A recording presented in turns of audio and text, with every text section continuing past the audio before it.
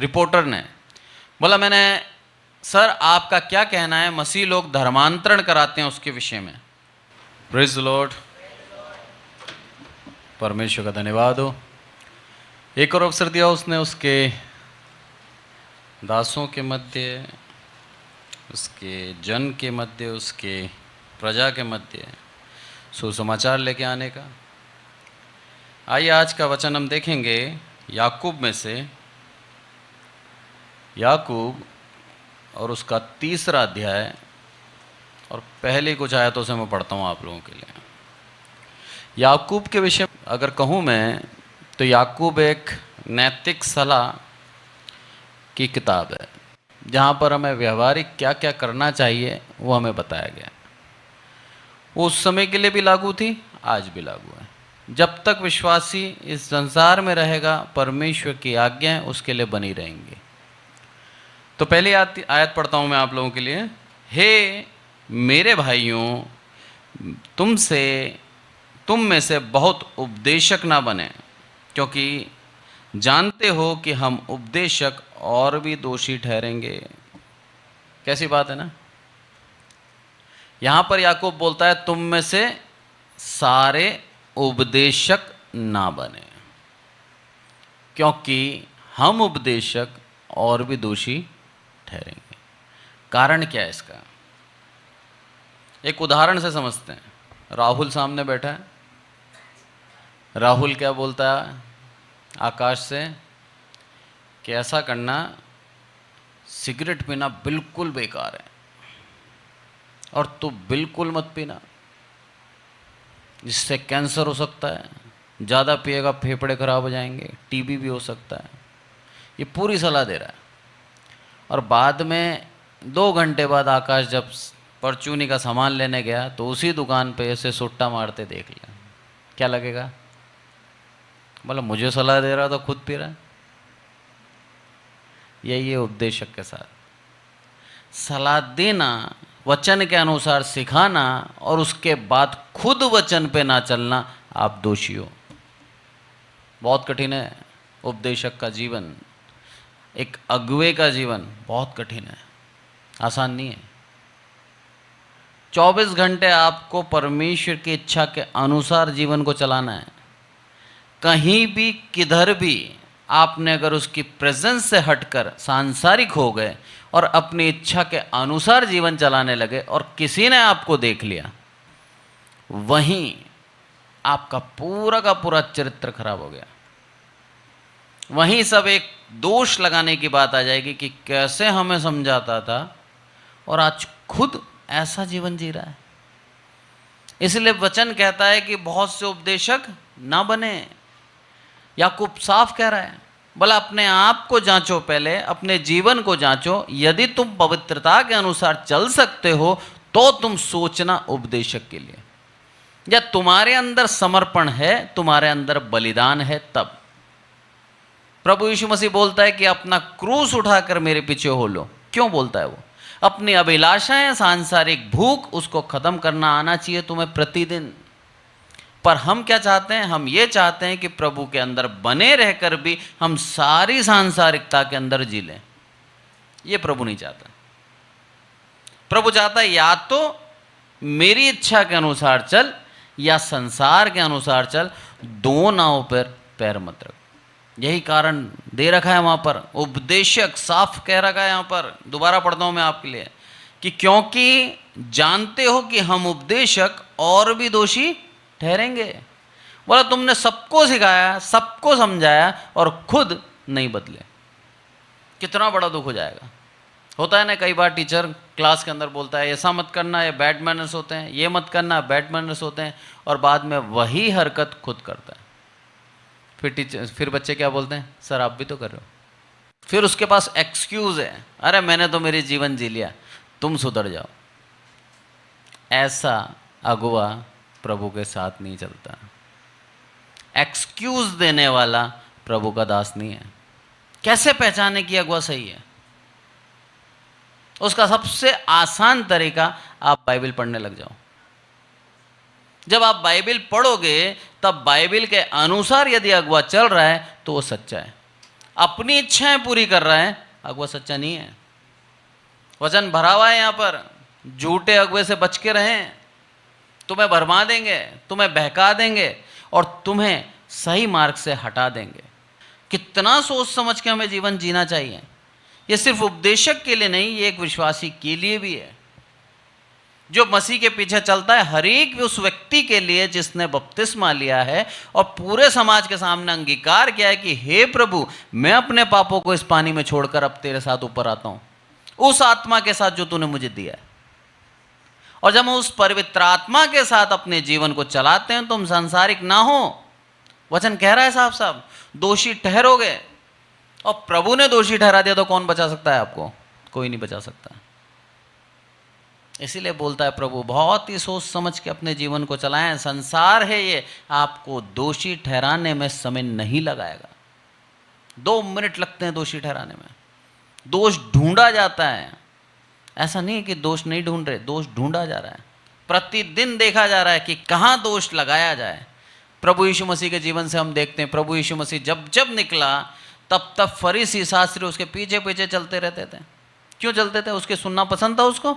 नहीं, वो यही सोचते थे कि इसके मुंह से कुछ निकले और मैं तुरंत इसके ऊपर दोष लगाऊं, एक पॉइंट बना लूं कि उसको जाके फिर हम आए जग को दिखाएंगे। साहब ये देखिए, आपका आप ही के शहर के अंदर एक व्यक्ति है जो अपने आप को मसीह कहलाता है, जो गुरु कहलाता है, उसने काफ़ी चेले अपने पीछे कर लिए और वो ऐसे ऐसे काम कर रहे हैं। कैसी बात है ना। हमारे दोष ठहराने वाले, हमारे शत्रु हमारे पीछे बने हुए हैं, 100% बने हुए और बने रहेंगे।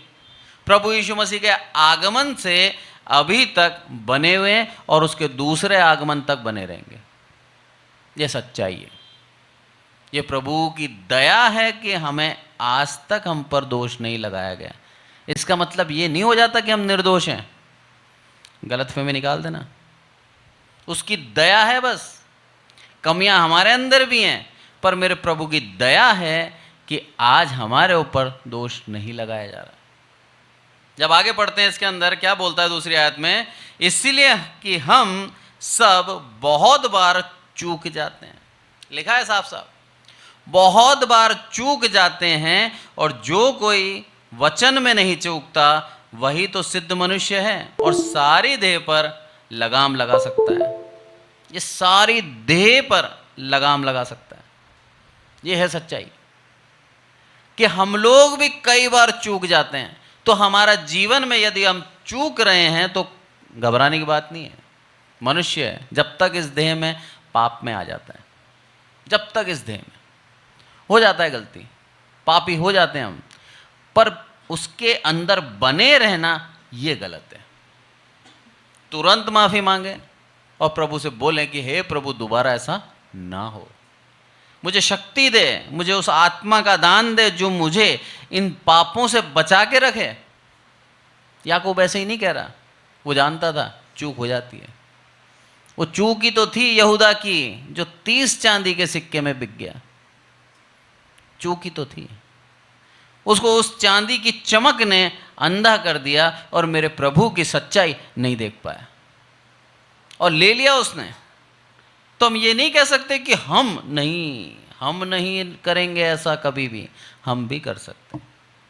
पतरस ने कितने घमंड से कहा था कि हे प्रभु, कोई पलटे तो पलटे, मैं नहीं पलटूंगा। आज वही समय है।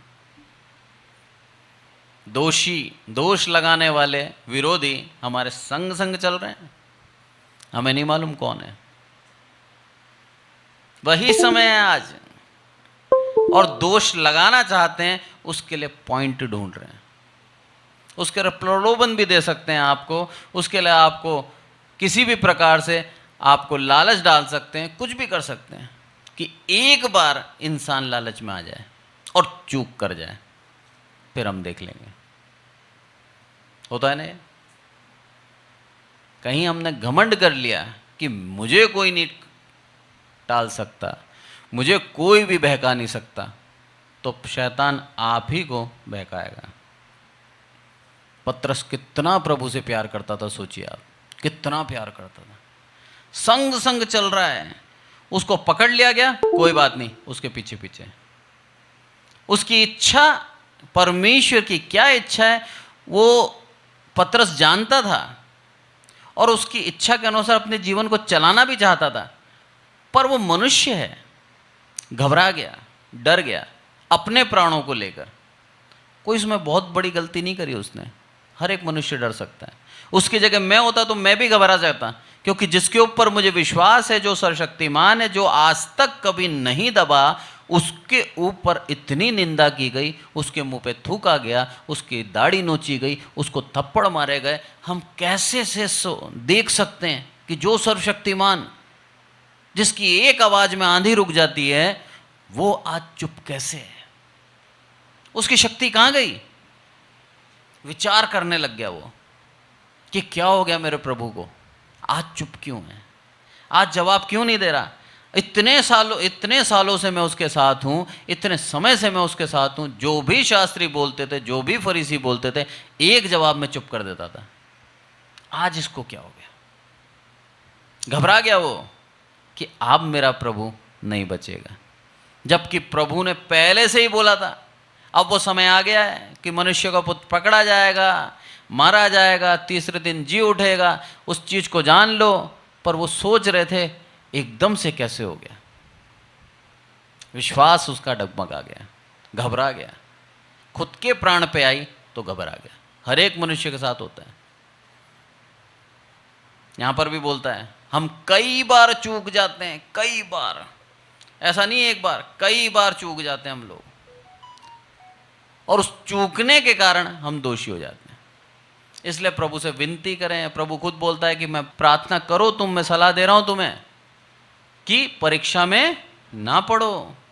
यह है सबसे बड़ी बात। पर आज हम क्या है, सब जगह करना चाहते हैं। कैसी भी परिस्थिति हो, हम अपने जीवन को अपने अनुसार ही चलाना चाहते हैं। ये आज नहीं चाहता प्रभु। जब आगे पढ़ते हैं हम, इसको क्या लिखा है 3री आयत में, जब हम अपने वश में करने के लिए घोड़ों के मुंह में लगाम लगाते हैं तो हम उसकी सारी देह को भी घुमा सकते हैं। देखो, जहाज भी यद्यपि ऐसे बड़े होते हैं और प्रचंड वायु से चलाए जाते हैं, तो भी एक छोटी सी पतवार के द्वारा माझी की इच्छा के अनुसार घुमाए जाते हैं। वैसे ही जीभ भी एक छोटा सा अंग है और वह बड़ी बड़ी डींग मारती है। देखो, थोड़ी ही सी आग से कितने बड़े वन में आग लग जाती है। कितने प्यार से समझाया याकूब ने, कितनी ईमानदारी से समझाया याकूब ने।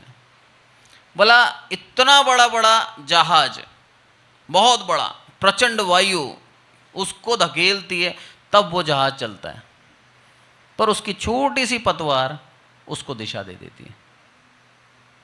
बोला आपका पूरा देह बहुत ताकतवर है।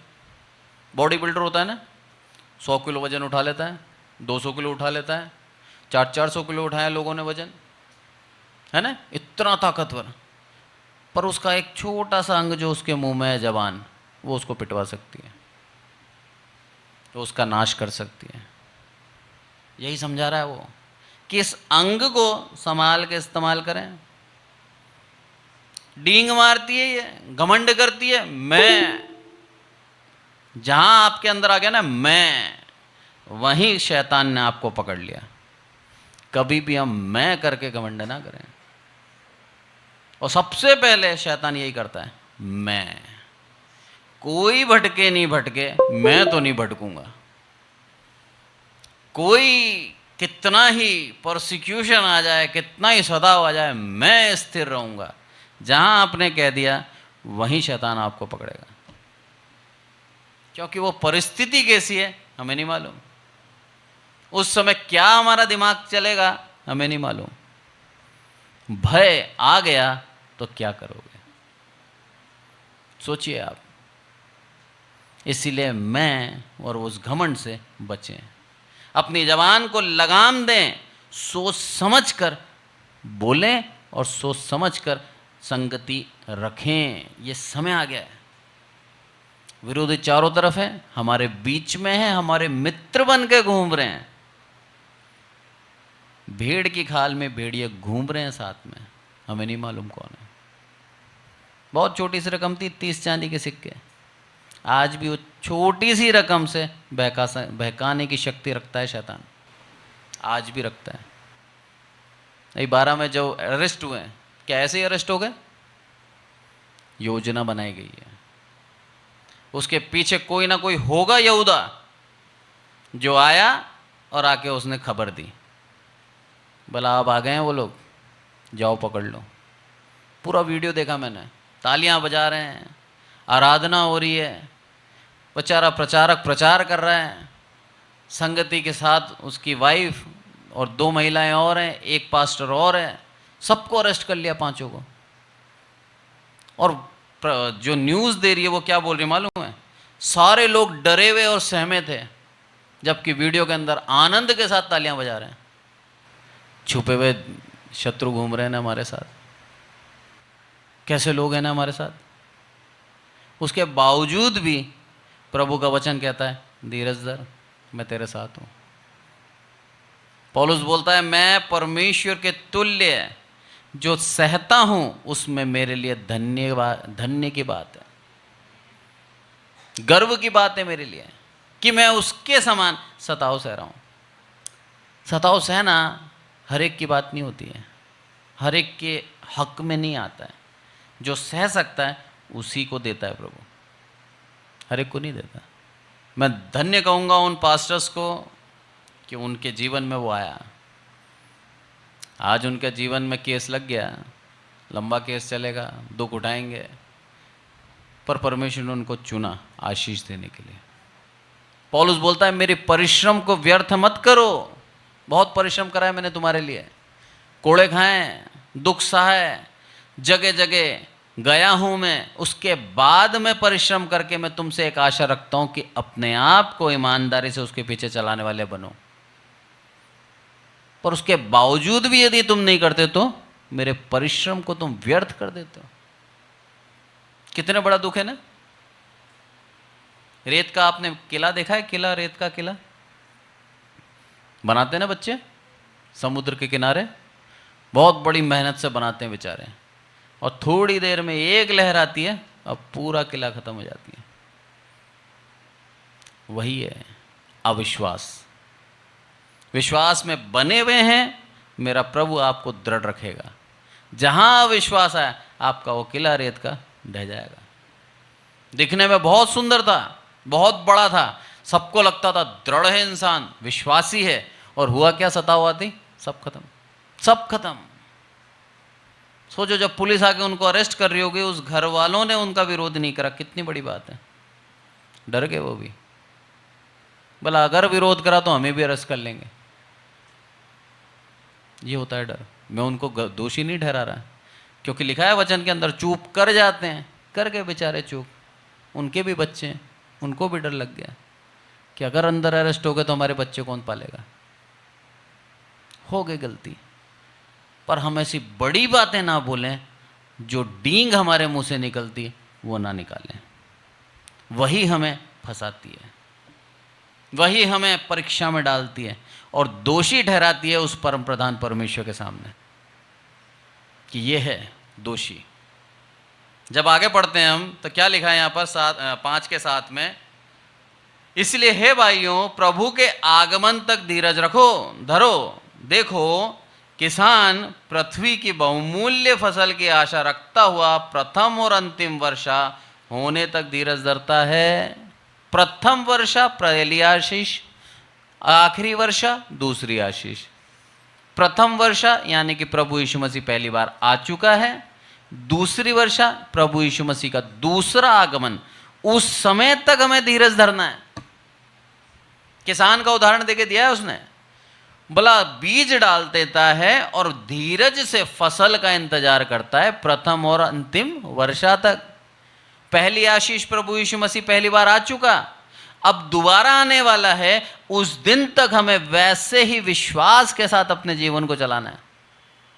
फसल के लिए बीज डाल दिए हैं, सुसमाचार फैला दिया है, अब प्रभु किसको चुनता है, किसके पापों को क्षमा करता है, वो उसकी इच्छा है। हमारा काम सिर्फ और सिर्फ सुसमाचार सुनाना है, बस। उसके वचन में शक्ति है, वो वचन के द्वारा मनुष्य अपने पापों को छोड़ देता है। दिल में कचोड़ता है उसके कि मैं दोषी हूं, मैं पापी हूं, और उस पाप को त्याग कर वो सच्चाई के जीवन को चलने लग जाता है, ईमानदारी के साथ जीवन को चलने लग जाता है। यही है प्रभु के वचन की शक्ति। नरसिम्हा, जो हमारे पूर्व राष्ट्रपति थे नरसिम्हा राव, उनसे एक प्रश्न किया गया, रिपोर्टर ने बोला, मैंने सर आपका क्या कहना है, मसीह लोग धर्मांतरण कराते हैं उसके विषय में। नरसिम्हा राव का क्या कहना था मालूम है आपको? बोला, धर्मांतरण के विषय में तो मैं नहीं जानता, पर मैं ये जानता हूं कि जो मसीह की संगति रखता है वो चोरी से अपने आप की तौबा कर लेता है, पाप छोड़ देता है, बुराई करना छोड़ देता है, अगर दारू पी रहा है तो दारू छोड़ देता है, हर एक सांसारिक बुराई को त्याग कर एक सभ्य इंसान बन जाता है। ये मैं जानता हूं। क्या गवाही है प्रभु की, क्या गवाही है प्रभु परमेश्वर की कि ये है मसीहत और इसी मसीहत पे हमें चलना है। कोई ये ना कहे कि ये वो मसीह है कि इनके आने के लिए दारू मंगानी पड़ती है, ये वो मसीह है जो प्रचार करने से पहले 2 सुट्टे लगाते हैं। ये वो मसीह नहीं है। गवाही हमारे हाथ में है, हमें कैसी बनानी है अपनी। दुनिया हमें देखकर क्या बोले, मसीह या सांसारिक, ये हमें चुनाव करना है। अगर हम मसीह हैं तो हमें धीरज के साथ, विश्वास के साथ उसके पीछे चलना है। वचन कह रहा है, मैं नहीं कह रहा। प्रथम और अंतिम वर्षा, प्रभु यीशु मसीह का प्रथम आगमन और द्वितीय आगमन तक हमें विश्वास योग्य रहना है। ये प्रभु चाहता है हमसे। और कब रहेंगे हम विश्वास योग्य? जब हम इस वचन को उतारेंगे अपने जीवन में, इस वचन के आधार पर चलेंगे और प्रभु की इच्छाओं को अक्षरशः पालन करेंगे, तब होगा ऐसा। ऐसे नहीं होगा। अपनी इच्छाएं जब तक हम पूरी करते रहेंगे तब तक हम प्रभु के पीछे नहीं चल सकते। कोई नहीं चला सकता, कितना ही बड़ा प्रचारक क्यों ना आ जाए, कितना ही धर्मी व्यक्ति आपको क्यों नहीं सिखा दे, यदि आप खुद की इच्छा के अनुसार चल रहे हो तो प्रभु की इच्छा नहीं मानोगे। पर जब प्रभु की इच्छा मानने लग गए तो अपनी इच्छाओं को उस सलीब पे चढ़ाते जाओगे। एक दिन पहले प्रभु के आत्मा ने मुझसे प्रॉमिस ले लिया कि अब अपनी इच्छा के अनुसार नहीं चलेगा, और मैंने वही प्रॉमिस प्रभु से कर दिया कि प्रभु कुछ भी हो जाए, मेरी इच्छा नहीं, तेरी इच्छा मेरे जीवन में पूरी हो। एक बार आपने कह दिया ना, तो उसको याद रखना आपका कर्तव्य बन गया, चॉइस नहीं है अब। वचन कहता है दाऊद राजा की, जेरी प्रार्थना सोच समझ के करना, तू धरती पे है, वो परमेश्वर हर वहां पर है स्वर्ग में। तेरे वचन थोड़े हों और नपे तुले हों, कुछ भी ना बोल दें हम, कुछ भी बोल देंगे ना तो जान निकाल देगा। वो प्रभु है, उसको हल्के में मत लो। हम आत्मिक होके कुछ भी बोल देते हैं और फिर अपनी जिंदगी को दूसरे दिन वैसे ही सांसारिक चला रहे हैं। मेरा प्रभु की दया है कि आप जीवित हो, सिर्फ दया है, मार देगा। अगर वो परमेश्वर वाली रूप में होता तो। ये तो प्रभु यीशु मसीह के अनुग्रह के काल में चल रहे हैं हम, इसलिए हमें छोड़ देता है कि ठीक है बच्चा है, जाने दो, पर मार देगा वो। अनंत काल की मृत्यु तय हो जाएगी यदि हम हमारे वाचाओं के आधार पर, हमारे वचनों के आधार पर बार बार मुकर रहे हैं। तो अनंत काल की मृत्यु कि हे प्रभु आज से पाप नहीं करूंगी, और उसके बाद 5 मिनट बाद वापस पाप कर रहे हैं। हे प्रभु आज के बाद झूठ नहीं बोलूंगी, और बच्चे से बोलते हैं कि खाना पैसा नहीं है मेरे पास, मत मांग मेरे से। कैसे हम कर सकते हैं? अब भी बोला कि हे प्रभु नहीं करेंगे, और तुरंत 5 मिनट बाद कर रहे हैं। तो या तो हम उसको बेवकूफ़ बना रहे हैं या खुद को बेवकूफ़ बना रहे हैं। बहुत सोच समझ के मुंह से, जबान से शब्द निकलने चाहिए। वचन कह रहा है, याकूब कह रहा है, डींग मत मारना, बड़े वचन मत बोलना, फंस जाएगा। वचन कहता है साफ साफ, किसी का उत्तरदायी मत होना हाथ पे हाथ रख के। और हम लोग कर देते हैं ना, उत्तरदायी हो जाते हैं। मैं हूं तेरे साथ हर मुसीबत में, जैसे मुसीबत आती है फ़ोन स्विच ऑफ। सांसारिक हैं, पूर्ण रूप से आत्मिक होने का दिखावा कर रहे हैं। ऐसे लोग स्वर्ग राज्य में नहीं जाएंगे, नहीं जाएंगे। ऐसे लोगों के विषय में ही लिखा है। अंत में बोलेंगे हे प्रभु मैंने तेरे नाम से दुष्ट आत्माएं निकाली, प्रभु बोलेगा मैं नहीं जानता। कितना सोच समझ के हमारे जीवन को चलाना चाहिए, सोचिए आप। स्वर्ग राज्य जाना है हमें, कोई होटल नहीं जाना कि कुछ भी पहन के चले गए। पवित्र वस्त्र देगा और वो जब ही मिलेगा जब ये देह पवित्र होगी। और मनों को जांचने वाला है प्रभु मेरा, हमारे रूप को नहीं देखता, मनों को देखता है। इसलिए मन शुद्ध होना जरूरी है। आगे क्या लिखा है यहाँ पर कि धीरज धरता रहता है। 8वीं आयत बोलती है तुम भी धीरज धरो और अपने हृदय को दृढ़ करो क्योंकि प्रभु का आगमन निकट है। यह है सच्चाई। हमें क्यों जीना है ऐसा? क्योंकि प्रभु का आगमन निकट है। परेशानियां, दुख, मुसीबत बनी रहेगी, जीवन के अंत तक बनी रहेगी, कभी नहीं जाएगी। दुश्मन आपके आप ही के मित्र बन के घूमेंगे, आपको नहीं मालूम कब आपके पीठ में छुरा भोंक देंगे। ये भी होगा, पर क्या बोलता है? अंत तक हृदय को दृढ़ रखो और धीरज धरो क्योंकि प्रभु का आगमन निकट है। हमें उस आगमन का इंतजार करना है कि मेरा प्रभु यीशु मसीह आ जाए। क्या आज हम हाथ खड़ा करके कह सकते हैं कि आज मेरा प्रभु आए, आज ही हमें बादलों पे ले जाएगा? इतने पवित्र हैं हम। ये निश्चय जिस दिन आ गया आपके जीवन के अंदर, उस दिन समझ लेना परमेश्वर ने आपको पूर्ण रूप से पवित्र कर दिया। अगर ये निश्चय आज भी नहीं है तो प्रार्थना में लग जाएं कि हे प्रभु मुझे इतना पवित्र कर कि मैं बादलों में तेरे साथ उठा लिया जाऊं। क्या दृश्य होगा सोचिए आप। सारे लोग देख रहे हैं और उनमें से कुछ उठाए जा रहे हैं, बाकी देख रहे हैं ये कैसे उड़ रहे हैं साहब। और सबको दिख रहा है आसमान के अंदर प्रज्वलित आकाश, रोशनी से भरा, और ऐसे आकाश के अंदर हम बीच में जा रहे हैं, उससे मिल रहे हैं बादलों पर। कितना धन्यवाद दें हम उसे कि उसने हमें चुना है उस रैप्चर के लिए, उस दिन के लिए उसने हमें चुना है। इसलिए हमें अपने जीवन को पवित्रता के साथ जीना अनिवार्य है। कोई चॉइस नहीं है, चुनाव नहीं है, अनिवार्य है। जब हम ऐसा जिएंगे तभी उस स्वर्गारोहण को देख पाएंगे, तभी हमारे जीवन के अंदर वो लिख देगा ये कि इन लोगों को ये मेरे हैं, शैतान छूना मत इनको, ये मेरे हैं। आइए प्रार्थना करें। हे हमारे प्रभु, हम सबको संभाल कर रखते हैं, इसलिए आपका धन्यवाद मेरे प्रभु। सारी आदर महिमा आपको देते हैं मेरे प्रभु। विशेष करके प्रार्थना करते हैं इस कलीसिया के लिए। जीवन के अंदर परेशानी, दुख, मुसीबतें आती हैं मेरे प्रभु, आप हमें स्थिर रखते हैं, इसलिए आपका धन्यवाद मेरे प्रभु। सारी आदर महिमा आपको देते हैं मेरे प्रभु। हम घटें आप बढ़ें। विशेष करके प्रार्थना करते हैं मेरे प्रभु, हमारे ऊपर दया, आपकी करुणा सदैव बनी रहे, यही हम चाहते हैं। आदर मान देते हैं मेरे प्रभु आपके वचनों को, जिसके द्वारा आपने हमें सिखाया आज कि हमें हमारी जीभ को पूर्ण रूप से नियंत्रित रखनी है। हम मनुष्य हैं, हम चूक कर जाते हैं, पर हम इससे दोषी नहीं मेरे प्रभु। इससे हम सीखते हैं कि आपके ऊपर विश्वास करके चलने में चूक भी कई बार हो जाती है, पर धन्यवाद दें मेरे प्रभु कि हमारी जो चूक होती है उसके द्वारा भी आप हमें सिखाते हैं मेरे प्रभु। और मेरे प्रभु एक और नया मौका देते हैं कि अपने जीवन को हम भलाई के साथ चला सकें। एक और नया मौका देते हैं आपके राज्य में जुड़े रहने का। धन्यवाद देते हैं मेरे प्रभु आपके उस प्रेम का जो आपने हमारे साथ किया है।